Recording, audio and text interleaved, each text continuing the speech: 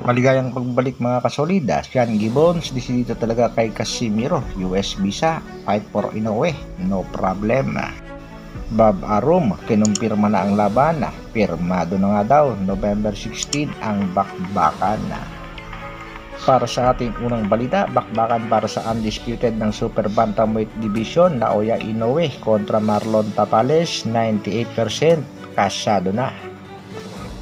At sa bakbakang ito nga mga kasolid ay posible nga makita natin ang isa pa nating kababayan na si Jonas One Punch Sultan na posible ngang maging undercard sa laban ang ating kababayang si Sultan kontra sa undefeated fighter na si Yoshiki Takeya. Gusto nga daw masubok ng mga Japanese ang lakas nitong si Takei kontra Jonas Sultan na itong si Takei ay may kartadang 7 wins, 7 knockout. Sa huling laban niya nitong si Yoshiki Takei ay pinabagsak niya ang ating kababayan si Baldonado. At siya rin ang tumalo sa dating OPBF champion na si Pete Apolinar via referee stoppage. Samantala, MP President Sean Gibbons nasa maganda na ring negosasyon ang laban ng ating pangbatong si Jerwin Ancajas kontra sa WBA Bantamweight champion na si Takuma Inoue. Posible ngang matuloy ang kanilang bakbakan sa buwan ng Nobyembre. Isa pa nga sa mga ikakasan nitong si Sean Gibbons ay ang laban ng ating kababayang si Vincent Acero Astrolabio para sa isang world title fight.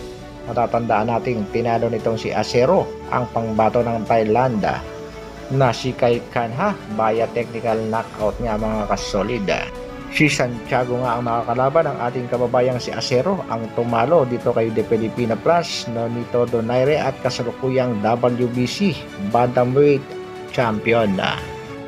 Sa kasalukuyan din na ituloy-tuloy na rin ang pag-iensayo ng isa pa nating kababayang si Mark Magnifico Magsayo at napapabalita nga lalaban din mga kasolida. Sa kabilang balita naman mga kasolid, top rank CEO Bob Aroma kinumpirma na nga ang laban ng isa niyang alaga nga si Shakur Stevenson. Ito nga ay mapapalaban kay Frank Martin at pirmado na nga daw ang kontrata. Shakur Stevenson versus Frank Martin on November 16 in Las Vegas para sa bakanteng WBC lightweight title. Para naman sa ating huling mga balita mga kasolida, MP President Mr. Siana desidido talagang mapabalik sa MP promotion ang ating pangbatong si Janrel Cuadro Alas Casimiro. Siya na nga daw ang bahala sa US visa at sinisigurado nga ang bakbakan kontra Inoue ay kanyang ikakasama nga kasolida.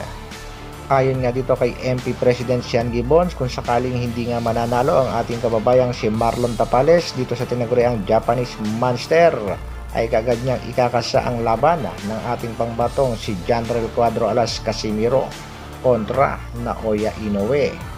Alam din kasi nitong si Mr. Sean Gibbons na itong si Cuadro Alas Janrel Casimiro ang malaki talaga ang potensyal na makatalo sa tinaguriang Japanese Monster na katulad nga ng sinabi ng former champion na si Peñalosa. Pero opinion ko mga kasolid, kaya rin naman sigurong ikasa nitong Treasure Boxing promotion ng bakbakan sa pagitan ng ating pangbatong si Alas at sa Japanese Monster na Naoya Inoue. Yan nga ay depende sa magiging performance ng ating pangbatong si Alas sa kanyang laban kontra nga dito kay Oguni. Alam din naman natin mga kasolid, ang nasa likod nitong Treasure Boxing promotion walang iba kung hindi itong si Mr. Honda at sigurado namang hindi papayag itong si Cuadro Alas na babalik ng MP promotion na hindi niya kayang ibagpalit ang kanyang kapatid na si Kuya Lods. Kaya para sa ating pangbatong si Alas, good luck at focus sa laban kontra nga dito sa Japanese boxer na si Oguni. Shoutout muna tayo sa ating mga kasolida. Shoutout to Romnick Boxing Sports. Shoutout din kay Johnny Millares. Shoutout din sa ating kasolida, Jubes Official Vlog.